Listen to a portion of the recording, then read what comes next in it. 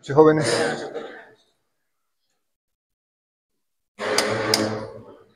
Este tema no entra en el examen del jueves. Este va a ser para el siguiente tema, para el siguiente examen.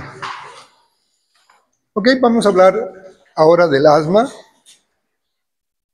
que es una enfermedad fácil de diagnosticar cuando ya el paciente ha presentado el episodio. Por eso, como dice su nombre, enfermedad inflamatoria crónica, paroxística e intermitente. El conflicto está cuando es la primera vez que está presentando el cuadro, lo cual entramos en conflicto. Como también tenemos el conflicto de que no hay una fórmula específica para el tratamiento. El paciente asmático, la respuesta del tratamiento es independiente de cada persona. Por eso, si ustedes se fijan, buscando año 2024, 68.700 artículos, resultados referentes al asma, al tratamiento. Y solamente le puse buscar tratamiento asma, actualizar para traerles a la clase. Y eso nos muestra de que no es tan fácil la respuesta, porque tenemos un grupo de pacientes que no necesita tratamiento y no necesita médico. En cambio, hay otros tipos de pacientes, por eso que cuando el paciente está debutando, una de las cosas que hace el médico es recomendable que cuando se duche no lo haga con la puerta cerrada, con llave, porque puede existir la posibilidad que le venga su crisis y es tan severa que no hay posibilidad de que lo escuchen a 2 metros pidiendo ayuda. Puede ser un cuadro tan severo, por eso es que hay pacientes que fallecen sin llegar a tener una atención médica. Entonces, ese extremo tenemos, o bien autolimitado, que no necesita médico, o versus un caso tan severo. ¿Cómo hacemos para llegar a un diagnóstico temprano y oportuno? Para ello, debemos reconocer todas las características de la fisiopatología para tratar de entender este proceso inflamatorio, ya que se tiene bien claro de cómo es esta respuesta del grupo autoinmune, ya que hay células especiales que están como mediadores. Recomiendo que lo manejen en su bolsillo. Este está en la página de la GINA y de la GEMA, la última 2024, donde hay ciertas actualizaciones en base al esquema terapéutico, especialmente con monoclonales. Como ustedes pueden ver en el mapa, el asma es global. Hay cierta predisposición en los primeros años y se está notando que después de los 60 años hay una incidencia mayor en las mujeres en relación con los varones. No hay una causa específica de tratar de comprender por qué. Y lo otro que se está viendo es que está incrementando a nivel global como respuesta a los procesos de contaminación ambiental. Si se fijan, estadísticamente mirando Europa o Estados Unidos, que son donde manejan mejores datos, Bolivia lamentablemente no tiene una buena clasificación estadística para tratar de contrastar, pero son datos similares tanto en Europa como en Norteamérica. Para tratar de comprender, existen clasificaciones, ya sea desde el punto de vista clínico o ya sea desde el punto de vista de su causa. Desde el punto de vista clínico, la que más usamos es la clásica: intermitente, persistente, crónica y atípica.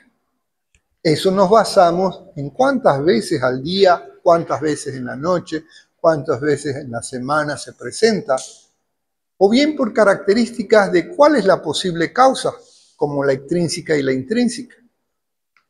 Amalaya tuviéramos claro desde el punto de vista etiológico, y de ahí que algunos dicen que puede ser alérgica, pero sin embargo también le llaman idiosincrásica porque no hay un factor que lo relacione.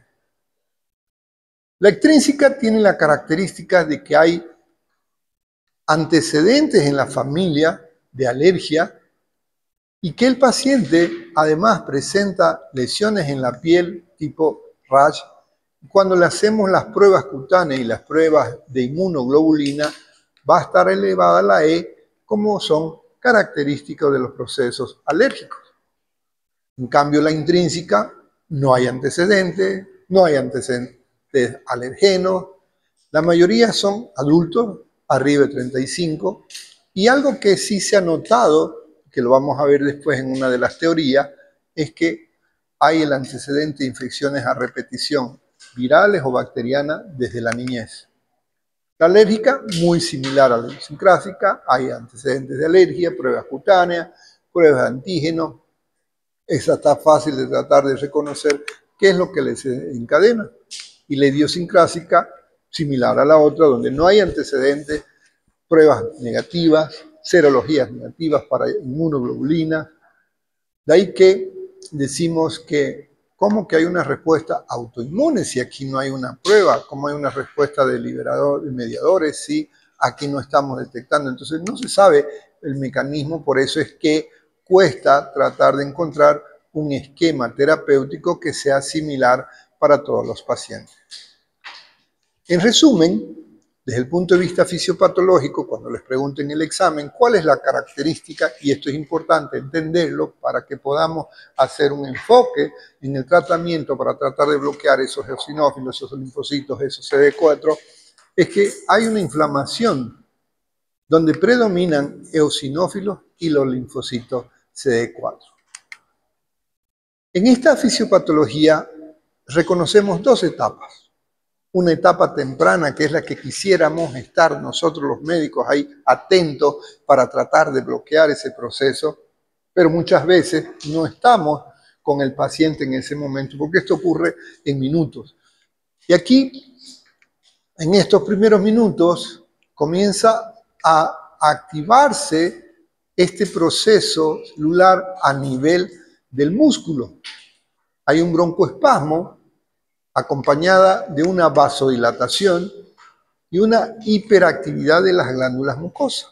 Por eso es que cuando comienza el paciente presenta una secreción mucosa filante, que no es tan fácil de eliminarla porque es bastante ligosa. Cuando miramos en el microscopio, vemos que es mediada por mastocitos, estos que son, como ya aprendimos, los que liberan gránulos de histamina, triptasa, carbopexidal, leucotrienos, todo lo que conocemos del proceso inflamatorio. Una vez integrada esa fase, si no se bloquea, vamos a la fase tardía. Esto ocurre en horas y esto, como va repitiéndose, vamos a tener como respuesta en el tiempo el remodelado. Este remodelado que ocurre con esas características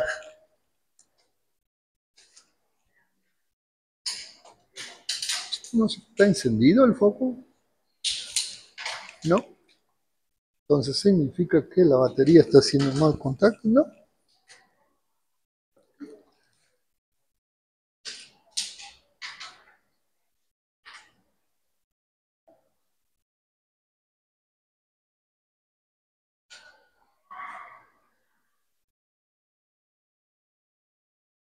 Hubiera aparecido un mensaje de batería, ¿no apareció? No, porque no traje la presentación. Aparte.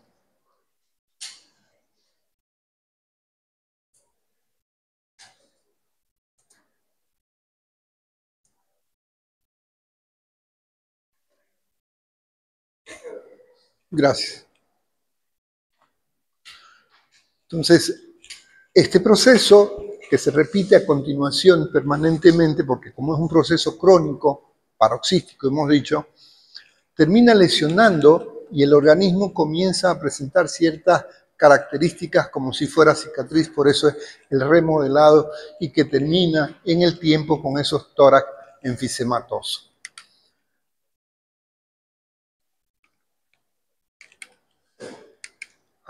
Ahora el control.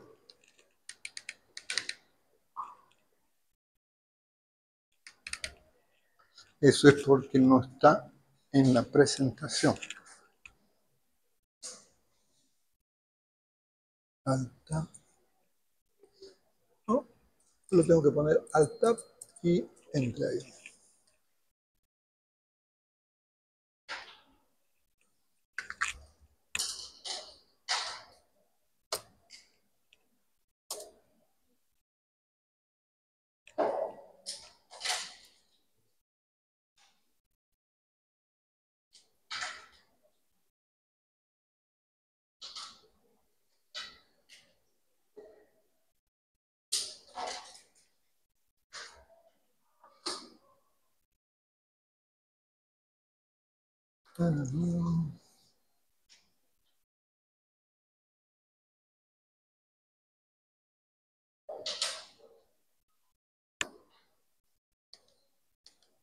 Ahora sí. Y eso es debido a esa respuesta que hay en el organismo. Y lo reconocemos con el tiempo, es decir, con la anamnesis, cuántas veces se le repite, y después vamos a ver esas características de procesos respiratorios crónicos, acropaquia, tórax enfisematoso, respiración de tipo soplador.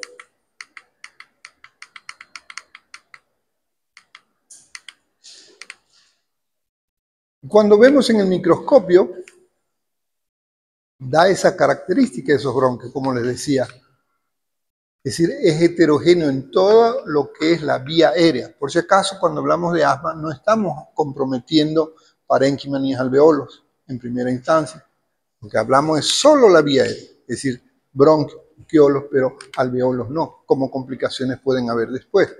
Entonces, y esta respuesta inflamatoria, lo que hemos aprendido, la liberación de mediadores, prostaglandina, factor de necrosis tumoral, donde predominan las características de los linfocitos que actúan y maduran esos eosinófilos que son los responsables de la liberación de esos gránulos. Y como no se tiene claro, una de las teorías que se acerca bastante es el estudio de Akbari, donde muestra que hay células naturales invariantes, principalmente CD4+ y CD3+. Y esto se está demostrado que en los pacientes asmáticos es abundante, cosa que no ocurre en los control, pero sí algo que hay que tomar en cuenta como diagnóstico diferencial es la sarcoidosis pulmonar, una enfermedad con características genéticas. Cuando lo miramos en el microscopio, vemos que 2/3 partes de estas células, de estos linfocitos T-killer, expresan un receptor bastante interesante porque es invariante y muy específico, especialmente en los casos de moderado a severo. En resumen, cuando vemos por qué ocurre este broncoespasmo y qué es la importancia de tratar de reconocer, porque ahí es donde tengo que escoger el medicamento. ¿Cuál voy a usar? ¿Un antialérgico? ¿Un bloqueador? ¿Un antiinflamatorio? Tengo que combinar para tratar de ver, porque si ustedes saben, la histamina, ¿qué provoca sus gránulos? Edema, broncoconstricción, ¿qué hace la sustancia de liberación lenta? Lo propio, contracción, ¿qué hace la bradicinina? Broncoconstricción. Entonces, todos estos factores, si te fijan, el común denominador es esa respuesta inflamatoria que está mediada por mastocitos y eosinófilos. Ojalá fuera tan simple que agarro mi medicamento que bloquee esto, pero no, vamos a ver. Entonces, hay factores que desencadenan, pero también deben considerar de que siempre en la anamnesis debemos preguntar antecedentes familiares. ¿Hay alguien en la familia que tiene asma? ¿Hay alguien en la familia que tiene alergia cuando está debutando el paciente? Porque cuando el paciente está debutando, el primer diagnóstico no es asma, el primer diagnóstico es bronquitis, porque una bronquitis aguda, pero no tiene esa característica de respuesta así tan rápida. No es como un cuadro viral, un resfrío, una gripe, donde hay un cuadro previo, un pródromo, con característica. En cambio, el paciente con asma no tiene, entonces él estaba bien y de pronto no puede respirar o de pronto tiene tos. Esos elementos que no siempre están presentes. De ahí que también debemos preguntar, además de los contaminantes ambientales, algunas sustancias que pueden ser ingeridas, ya sea medicamentos como la aspirina, los beta-adrenérgicos o inclusive algunos alimentos. El queso, por ejemplo, en los pacientes asmáticos recomendamos no usarlo hasta demostrar que no sea el factor. De ahí que cuando tenemos estos pacientes que no hay características de alergia en los datos, siempre busquemos las infecciones. Las infecciones actúan también como un factor desencadenante, a veces con coexistencia de sinergismo con el virus. Y algo que es común en los jóvenes pidiendo licencia, porque cuando hacen educación física no pueden hacerlo y muchas veces el profesor cree que es porque le da flojera o manía. Y sin embargo, en la fisiopatología, y no se sabe exactamente por qué, cuando hacemos ejercicio se provoca este broncoespasmo. Algunos creen que la actividad requiere mayor demanda del gasto cardíaco, aumenta el flujo y eso hace que incremente la temperatura a nivel de la microvasculatura y activa como un broncoespasmo. De ahí que cuando hacemos nuestra anamnesis tenemos que estar atentos a esta posibilidad para que podamos controlar antes de su actividad física, podemos hacer que use su medicamento. En resumen, si nosotros comprendemos este cuadro, ahí entendemos la fisiopatología. Es decir, hay un aumento de la hiperemia, de la circulación, hay una angiodesis, vamos a ver que hay un aumento de la capa glandular, por eso es que hay secreción, hay un broncoespasmo y puede haber inclusive acúmulos de moco, lo cual va a obstruir más esa vía aérea. Entendiendo entonces las manifestaciones clínicas, respondemos a través de su reconocimiento de la fisiopatología. Porque la frecuencia cardíaca y la tensión arterial se van a elevar, buenas noches, como una respuesta ante una detección de una hipoxia.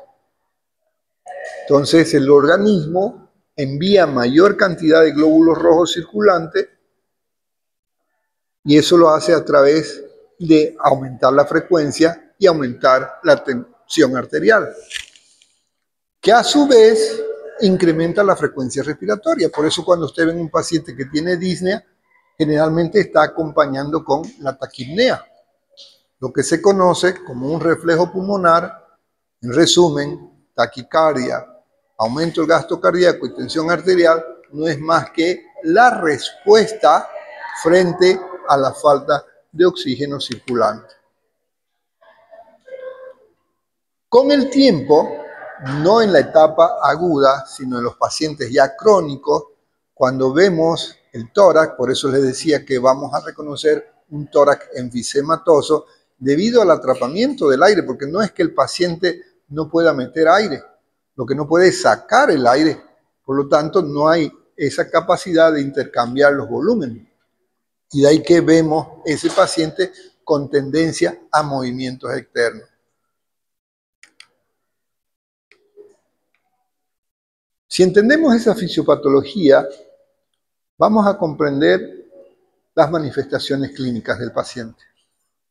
Primero, episódico, paroxístico, es decir, que el paciente está bien y de pronto está mal. A eso se refiere con paroxismo. Y episódico porque tiende a repetirse. principalmente cuando está frente al agente que le provoca. Muchos de los pacientes que ustedes conocen dicen cuando cambia el sur, ahí se me cierra el pecho. La mayoría de los pacientes, cambios de temperatura favorece. Hay otros que puede ser un perfume, un medicamento, como estábamos hablando hace un momento. De ahí que va a depender de qué tan severo es su broncoespasmo. Si es un broncoespasmo leve, el paciente ni se da cuenta, simplemente comienza a tener un poco de tos para tratar de eliminar esa secreción mucosa por la hiperactividad de las glándulas. Pero si el broncoespasmo es de moderado a severo, va a comenzar a presentar sibilancias. Y ahí, por favor, quiero que tomen en cuenta que qué es lo primero que hacemos en la entrevista, en el examen físico, la inspección. Entonces, si vemos un paciente inquieto,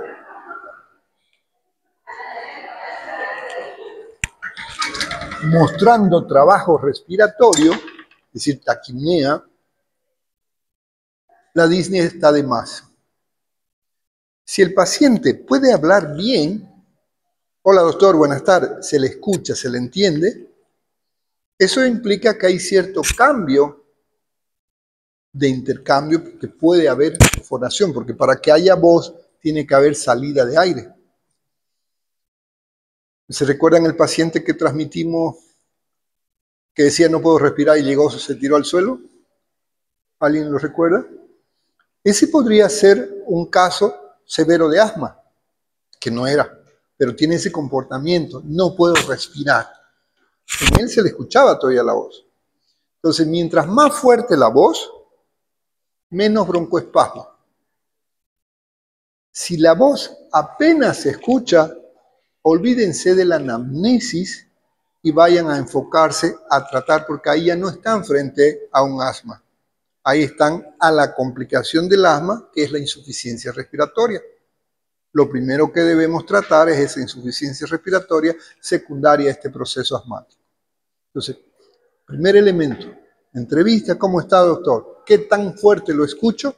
Ok, si lo escucho fuerte, es un cuadro leve. Y tan leve que no va al médico, pero el que viene al médico va de moderado a severo. De ahí comienzan con la inspección, ¿cómo está la frecuencia respiratoria?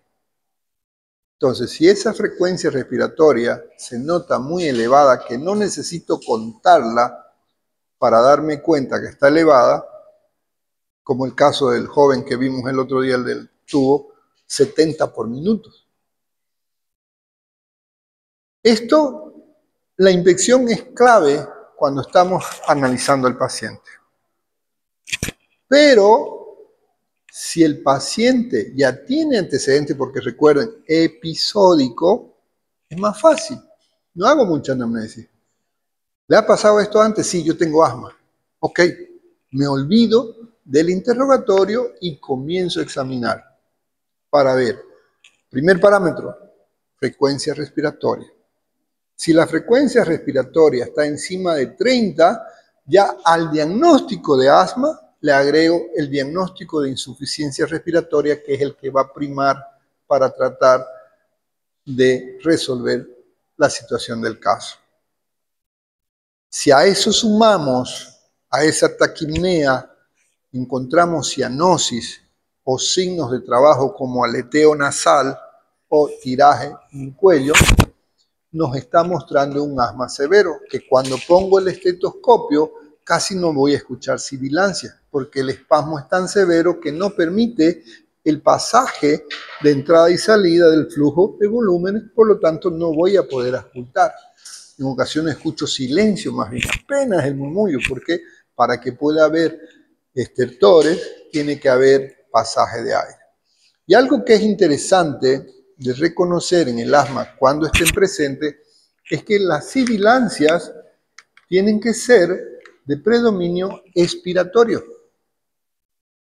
Eso me orienta un poco, porque la bronquitis aguda generalmente son inspiratorios y puede estar en los dos, pero el asma es más de característica expiratoria. Esta expectoración, aunque hemos dicho que fisiopatológicamente hay una hiperactividad de glándulas mucosas, por lo tanto se supone que debería haber expectoración abundante, pero esta hipersecreción glandular es filante, por eso es que el paciente casi no la puede expectorar, por eso es que acumula la luz y disminuye. Si ustedes le piden a un paciente que está en crisis asmática, por favor expectore y van a ver que si lo logra, sale un moco que se le cuelga en la boca. Es como que se le esté prendiendo, por eso es que no es fácil de salir, a pesar de que cuando ausculto encuentro signos de hiperactividad. La palpación, ¿cómo van a estar las vibraciones vocales? Diga 33. Si hay broncoespasmo de moderado a severo, no va a haber vibraciones, porque no hay posibilidad de intercambio. Por lo tanto, deben tener la precaución de orientarse de alguna manera, y la expansibilidad, cuando quiero medirla, tampoco va a estar bien. Va a estar disminuida porque el aire está atrapado. Entonces quiero que respire hondo y casi no mueve, porque el aire no está intercambiándose. Y eso me va a llevar a que, recuerden, las vibraciones vocales son malas transmisiones cuando tenemos un tórax enfisematoso. Vamos a tener a la percusión hiperclaridad y dependiendo del momento del cuadro, si es que voy a encontrar roncos. Los roncos son más de bronquios, ¿no ve? Pero siempre y cuando, por eso es que les decía al comienzo que debemos reconocer si estamos frente a un cuadro clínico leve, moderado o severo. No todos los pacientes te llegan tras el momento de la crisis. De ahí que tenemos que reconocer. ¿Y cómo reconocemos en qué momento está el paciente? Por la anamnesis. Porque sabemos que en la fisiopatología, la primera fase, ¿cuánto es? ¿En horas o minutos? Minutos. Entonces la primera, en el inicio del ataque, estamos en la primera fase. Y esa fase sostenida puede durar hasta horas. Ahora, ¿cuántas veces, tenemos que preguntarle, cuántas veces a la semana, en el día y en la noche, le está ocurriendo su crisis? Eso te va a orientar. Cuando el paciente resuelve, puede ser con medicamentos o sin medicamentos, pero el que va al médico generalmente es con medicamentos. Y deben recordar que si el proceso no ha mejorado, el paciente va a mostrar signos de distrés respiratorio. Es decir, que las sibilancias casi no se escuchan, apenas puede toser, se lo ve respirando mal, y debemos considerar la presencia de tapones, que los tapones nos va a provocar atelectasia, y la atelectasia va a provocarse signos como si estuviéramos desarrollando un proceso neumónico como complicación. En base a eso, tengo que tener mi hipótesis diagnóstica. ¿Es asma o no es asma? Cuando son las primeras veces, está debutando, clínicamente parece asma. Ahora tengo que demostrarlo.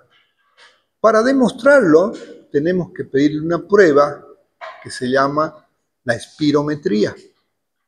Y vamos a pedirle espirometría con broncodilatador.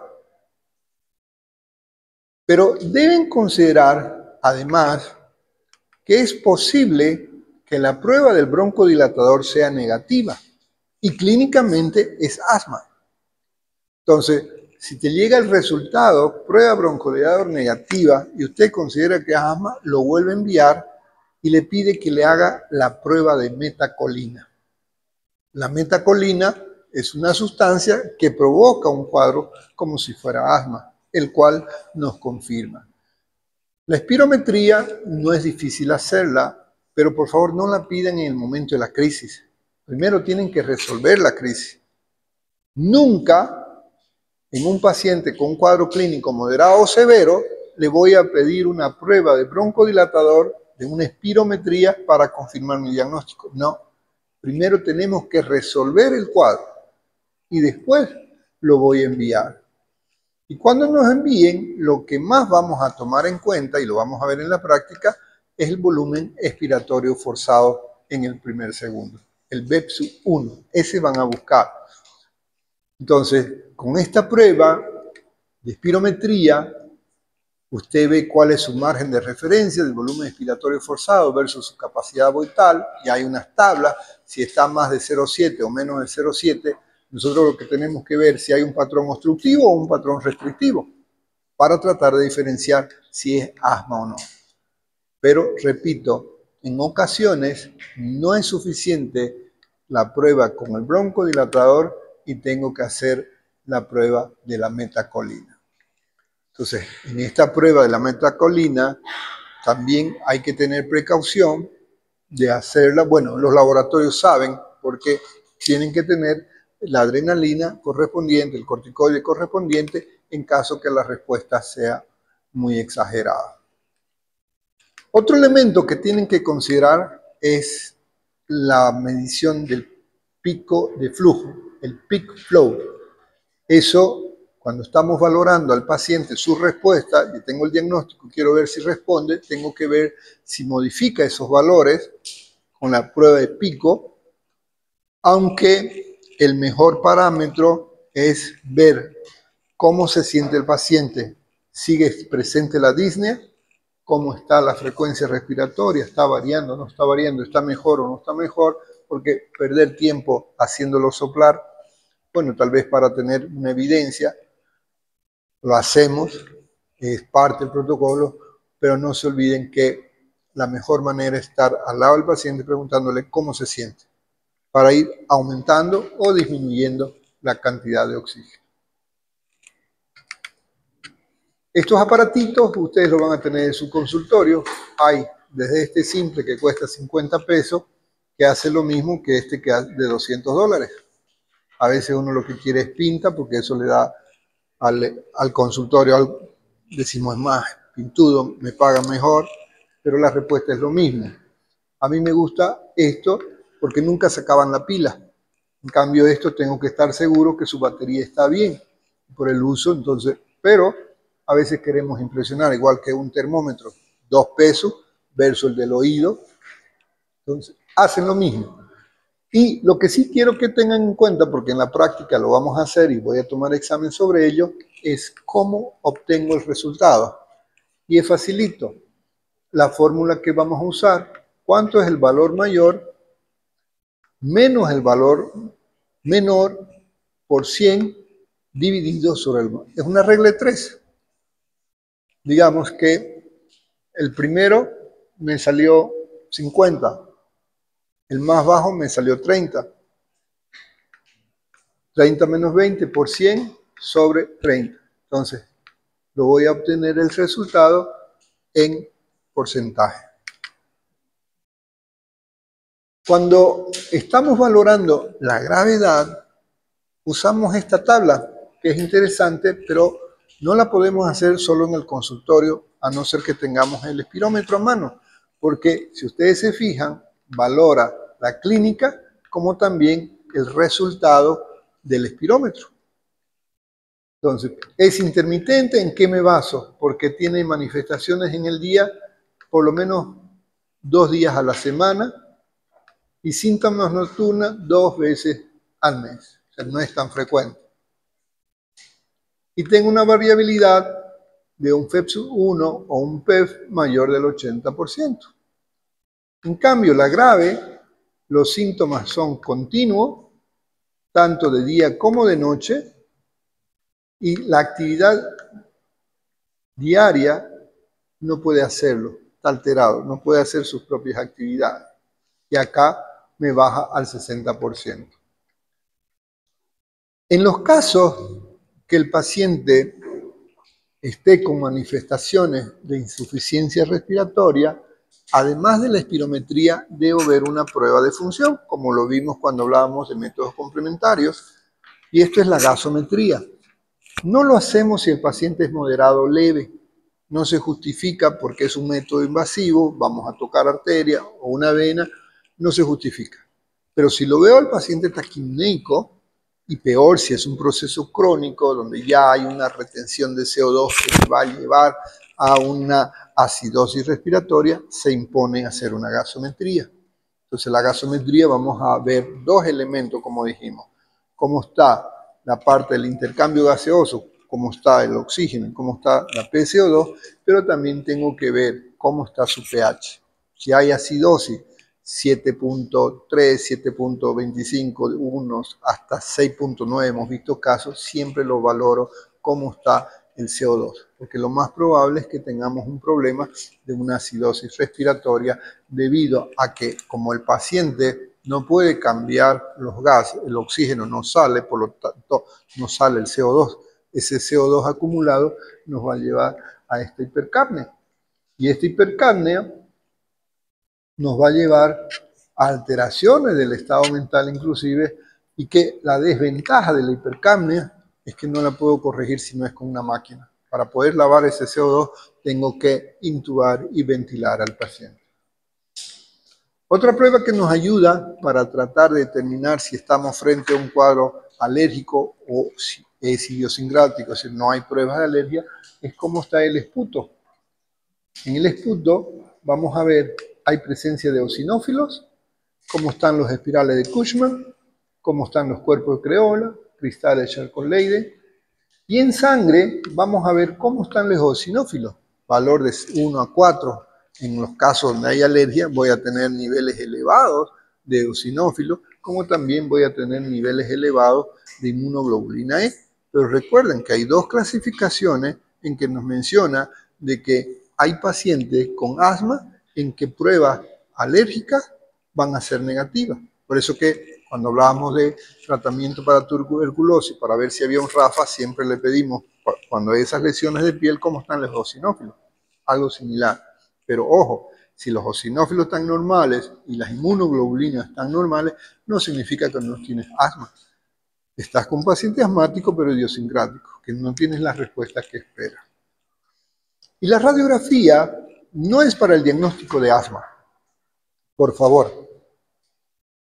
Pero en los pacientes crónicos, asmáticos o cualquier patología pulmonar, siempre hay la tendencia a que hayan procesos infecciosos que estén desencadenando. Entonces, cuando pregunten el examen, ¿por qué le pide una radiografía de tórax a un paciente asmático?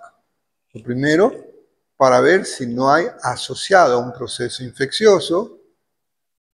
El segundo, para ver si no tenemos algún tapón que esté provocando una atelectasia, porque la atelectasia la podemos ver. Y tercero, para ver el compromiso de ese tórax. En otras palabras, el tórax enfisematoso. Pero no me diagnostica asma. Por favor, no confundan. Paciente con asma, una radiografía para confirmar el diagnóstico, no. ¿Sí? Entonces, el patrón lo vamos a ver en las primeras etapas, un patrón normal. Pero en las etapas avanzadas, ya vamos a ver un tórax más amplio que esto. Vamos a ver este diafragma que va a estar aplanado, en la cual se reflejan que ese músculo diafragma ya tiene cierto grado de agotamiento y de atrapamiento. A eso es lo que hablamos, el famoso tórax enfisematoso. Existen otras pruebas que nos muestran las características de inflamación, como son los marcadores de inflamación, como es el esputo inducido y el óxido nítrico exhalado. En general, lo utilizamos más como investigación de los grados de inflamación, más que del grado específico de asma. También podemos utilizar el esputo inducido.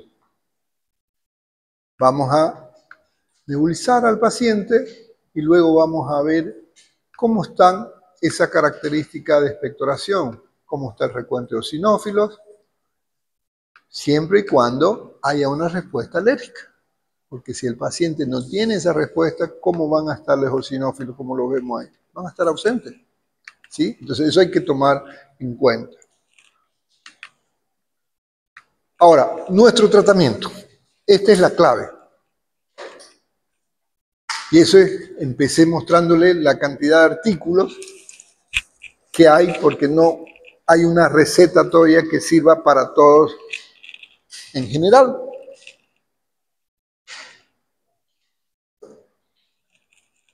El tratamiento, ¿qué es lo que busca?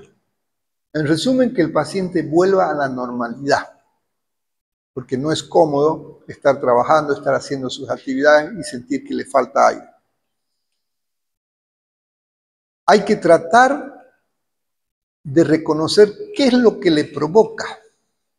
Cuando se puede, les pedimos vacuna, les pedimos prueba de alergeno, lo mandamos al alergólogo. Si tenemos suerte, encontramos. Si lo encontramos, entonces vamos a evitar el contacto con esa sustancia, por lo tanto vamos a prevenir las agudizaciones. Y lo otro, lo que aprendieron en farmacología, estar alerta a los efectos adversos de los medicamentos para evitar los efectos secundarios. De ahí que, primera regla, paciente generalmente asmático usa corticoides. Primero, tenemos que preguntarle cuándo fue la última vez que usó. Y si lo viene usando de manera continua, debemos evitar la suspensión del medicamento brusca, porque vamos a alterar el mecanismo de cortisol, vamos a tener un paciente choqueado, sin presión, le vas a poner suero, le vas a poner todo, no va a subir nunca la presión porque está bloqueado este mecanismo. Ahí tenemos que usar ACTH o alguna de estas corticoides, ¿no? Y lo otro, si el paciente ya viene usando corticoides y está en su crisis asmática, debe usar mitad de dosis. No debe usar dosis completa. Por eso es que es importante estar atento y siempre que voy a usar los medicamentos, especialmente ya en la etapa donde el paciente es de difícil control, las metilsantinas, ahí estar atento a las complicaciones neurológicas, cardiológicas o gastrointestinales como efectos adversos. El último artículo de la guía española, europeo, es muy similar a la guía norteamericana. Primero, identifiquemos cuál es el alergeno para tratar de evitar la sensibilización. Si tengo suerte, hagamos una especie de vacuna. Le damos antígenos para ir bloqueando, para que el organismo vaya sensibilizándose. No consigo, ok, busco antagonistas de estos mediadores, tratemos de bloquear. Busquemos relajación de los músculos y utilizar antiinflamatorios. En resumen, nosotros lo que tenemos que tomar en cuenta es, ¿estamos en crisis? ¿Estamos en el proceso de ataque? ¿O voy a evitar? Para eso lo resumimos en crisis e intercrisis. Los de crisis son los medicamentos aliviadores y los intercrisis son los controladores, es decir, los que evitan que ese paciente vuelva a hacer un proceso de broncoespasmo. En general se recomienda que el tratamiento sea escalonado y otros empiecen a recordar lo que aprendieron en farmacología, porque lo vamos a usar en el examen, lo que es un LAMA o lo que es un LABA o lo que es un SAMA o lo que es un SABA. Y no es más que lo mismo pero en inglés. Long action, short action, acción prolongada, acción controlada. Entonces ahí, en general, en los procesos de intercrisis, lo que tratamos de usar siempre va a ser lo de acción corta, aunque hoy hay un nuevo protocolo en que indican que es mejor utilizar combinado un broncodilatador de acción prolongada por la que la respuesta es mejor. Entonces, cuando vamos a hacer en la primera etapa, en la crisis, lo que vamos a buscar son los broncodilatadores, más que los antiinflamatorios. Estos broncodilatadores vamos a usar los del grupo, los beta-agonistas, los del grupo muscarínico anticolinérgico, vamos a usar los del grupo muscarínico. Cuando no hay respuesta a esto, vamos a ir a los otros grupos que todavía algunos dicen que sí, otros dicen que no, que son los monoclonales. Entonces, los broncodilatadores, primer grupo que van a estar en la mano, son los beta-adrenérgicos. Salbutamol, por ejemplo. Y las metilsantinas las van a dejar para de último. Lo que es el meridian, la minofilina, la teofilina, lo dejamos para de último porque tienen demasiados efectos adversos. Y si no te responde a los beta-adrenérgicos, prueba con un anticolinérgico. Y si no te responde con uno, combinalo. Vamos a ver que ya vienen en las preparaciones, aunque la ley del medicamento recomienda que los medicamentos deben ser separados para estar atento a alguna reacción y saber cuál de los dos es. Pero ya vienen combinados hasta 3 medicamentos, un corticoide, un broncodilatador del grupo beta y un anticolinérgico. Porque en algunos no responde simple. Y cuando hablemos de los controladores, nos vamos a ir específicamente a este grupo de los corticoides, los inhibidores de leucotrienes, que son monoclonales y antagonistas de receptor. No voy a entrar mucho en detalle en la farmacología, porque eso lo aprendieron recientemente el año pasado en farmacología, pero es importante que recordemos cómo es su mecanismo de acción para que ese músculo que estaba contraído comience a relajarse. Entonces, ya sabemos cómo actúan, bloqueando, por eso se llaman beta-2 adrenérgicos, porque estimula a los receptores beta-2.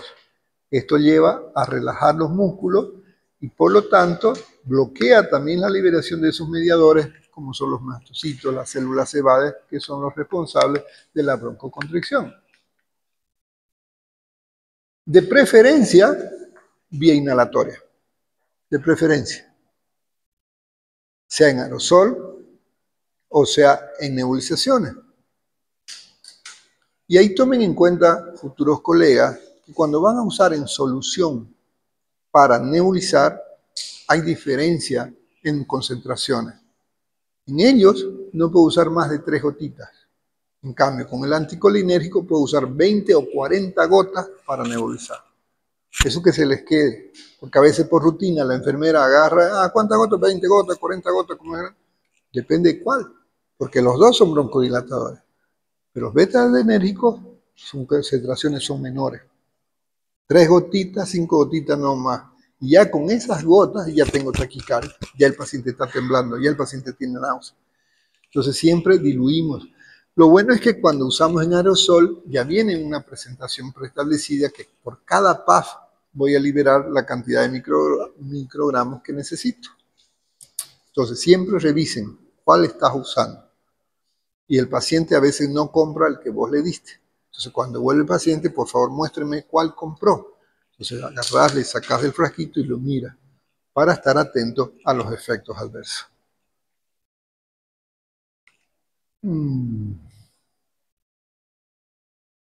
La parenteral solo en caso de emergencia. Y el que más utilizamos es adrenalina. Con todos los efectos riesgos, siempre la ampolla la voy a usar diluida. Comienzo con la mitad, solución decimal, subcutánea, como aprendieron en farmacología. El que más tenemos en nuestro medio es el salbutamol. Pero también tenemos el fenoterol, terbutalina, crebutalol, adrenalina. Los tenemos en el medio. Lo que tenemos que tomar en cuenta dentro de esto, que tengo 2 grupos. Short action, acción corta, y long action. Por eso es que SABA o LABA. S de corta, short. L de long. En los libros que van a revisar siempre te los trae así. Y uno dice, ¿cuál es el SABA? ¿Cuál es el LABA? Es simplemente la abreviación. Y B, adrenérgico. Beta-agonista o beta, acordate de ahí. Entonces, LABA es el beta. En cambio, que termina en MA, el muscarínico, los anticolinérgicos. Tienen la diferencia de los tiempos de acción y los mecanismos de acción. Uno es beta-adrenérgico y el otro es anticolinérgico. Como verán en esta tabla, que es en el libro que tienen, el material de consulta en el Drive, los SABA, que es el fenoterol, el levalterol o el salbutamol. Y los tiempos de duración, el salbutamol, en algunos casos, de 4 a 6 horas. Entonces, por eso es que son cortas. En cambio, los LABA, la acción prolongada, tenemos hasta 24 horas. con una sola dosis. Por eso es que ya los lavas los hacemos cuando el paciente ha pasado de su crisis. Y en ocasiones hay personas que se desesperan y comienzan. Y la respuesta del broncodilatador no está en dosis. No por hacerle cada rato el PAF lo voy a broncodilatar. Eso es un error, porque no va a dilatar. Lo que voy a hacer es aumentar los efectos adversos del medicamento. Más taquicardia, más náusea, más vómito, alguno inclusive te puede provocar broncoespasmo, como revisaron en farmacología. Entonces, ¿cuánto viene en un PAF? 100. ¿Cuánto le dura un frasquito? Dependiendo de cuántas crisis le venga a la semana. Si lo tiene que usar cada 4 horas y todo el día y la noche, ¿cuántas veces hay 4 en 24? 6 veces. En 10 días son 60. O sea, no le alcanza para 2 semanas. Por eso es que el paciente debe estar atento y nosotros debemos reconocer cuánto. En cambio, en los otros, fíjense que la dosis que van a tener es importante reconocer. Y como no hay buena respuesta en ocasiones, fíjense que lo podemos combinar los de acción corta con los prolongadas más corticoides. O una triple combinación en un solo frasquito. Viene un LABA con un LAMA y un ICC. ¿Qué es ICS? Inhalated corticosteroid. Corticoide inhalado. ¿Sí? Que siempre de preferencia los corticoides en el asma los vamos a usar de vía inhalatoria para evitar esos efectos adversos de la vía oral o de la vía parenteral, pero en ocasiones vamos a tener que utilizarlo parenteral en esos casos que no está mejorando el paciente. Y otra alternativa que fue interesante por comodidad y que ahora ya lo tenemos en Santa Cruz, lo traían de contrabando, no sé si ya lo están importando, que es el tolbuterol. Este tolbuterol también es un beta-2 adrenérgico, pero lo empezaron a vender en Japón y ya está acá, que es en parche. Entonces, en vez de estar con mi PAF, le coloco un parche.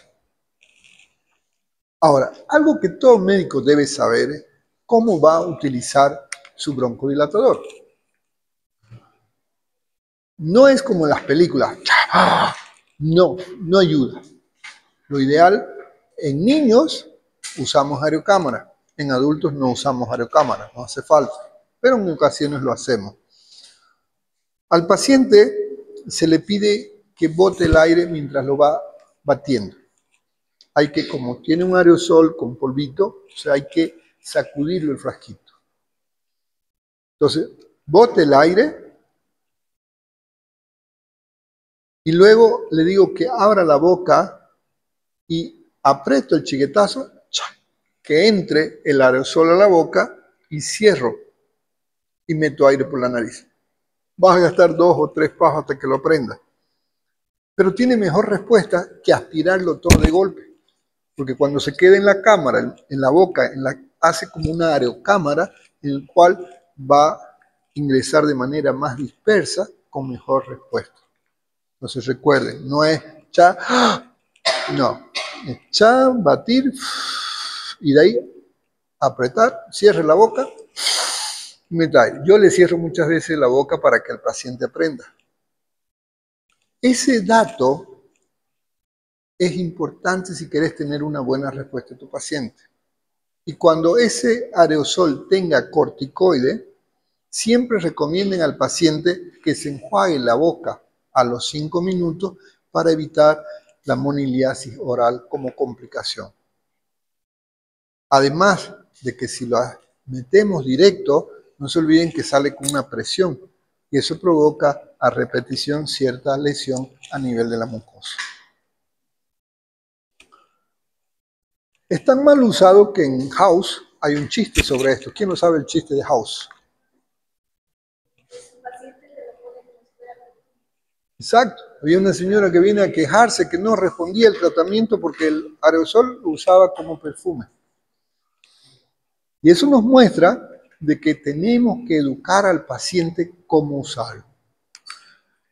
Cuando estamos hablando de las catecolaminas en general, recuerden, por favor, Los de corta duración, para prevenir esa persona que va a hacer actividad física, ok, antes de que haga ejercicio, se va a colocar su PAP, lo lleva en el bolsillo.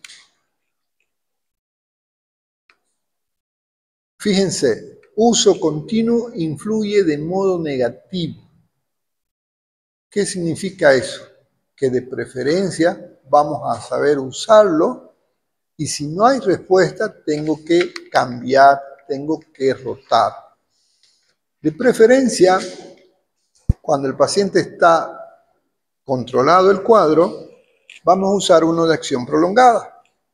Pero les decía que en la última revisión ya están recomendando para estos pacientes que son persistentes, no comenzar con de corta duración, comenzar con de acción prolongada.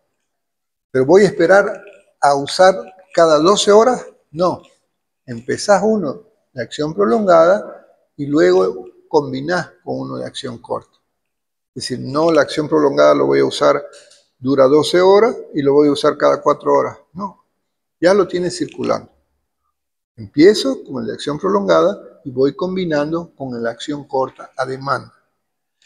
A veces cuando nos llega el paciente en crisis, vamos a ver al final en la siguiente clase, cómo hacemos. Y es desesperante cuando está el paciente ahí cianótico y uno comienza a darle cada ratito. No, lo damos a los 15 minutos, a los 15 repetimos una segunda y no le doy la tercera porque sé que no va a abrir. No es dosis dependiente, eso que se les quede claro, por favor. Igual que el corticoide, agarramos y le damos 500, no. El corticoide no actúa de inmediato, el corticoide a partir de los 30 minutos recién va a hacer efecto, pero no es dosis dependiente. Recuerden, el paciente ya viene con el cuadro, el paciente no está debutando, aunque a no ser que tengas la mala suerte, como empecé a decir en la clase al comienzo, porque todo proceso crónico tiene un inicio. Entonces, cuando te llega la primera vez, ahí es la suerte que te toque o no.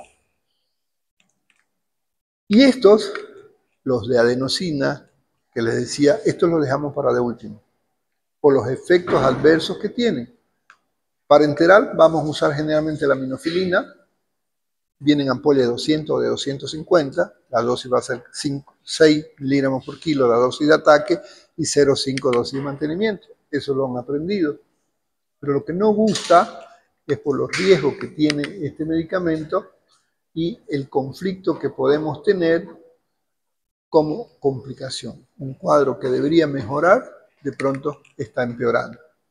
Y fíjense, paciente que viene con asma, de pronto está vomitando, o de pronto está con convulsiones, o de pronto está en coma. Por eso es que no lo usamos de primero. Es un buen medicamento, pero no lo usamos de primero por estos riesgos que podemos tener. Imagínate, paciente asmático y de pronto está con diarrea y que no da tiempo de ir al baño. Son todas esas acciones que van a estar presentes. Y tenemos que estar alerta, por eso es que se los pongo en negro, porque a veces es cómodo, ¿no? Dale un Meridian que tome 3/4 partes o la tercera parte cada 8 horas. Sí, pero nos olvidamos de esto. Entonces, cuando el paciente no mejora, con todo lo que estamos hablando, recién voy a usar esto, porque tampoco lo tengo que tener al paciente inválido, ¿no? Con riesgo de vida. Y luego los muscarínicos, estos son cómodos, porque tener el bromuro hipatropium es el que más utilizamos, que también es de acción corta. Aquí ya entramos a los SAMA, Short Action, muscarínico, anticolinérgico, y tenemos el tirotropium. Aquí el que más encontramos es el bromuro hipatropio y el tirotropium. Todavía no es fácil conseguir el umidiclin, y fíjense que igual que con nosotros también podemos tenerlo combinado, ya sea uno SAMA con un LAMA, además de un corticoide.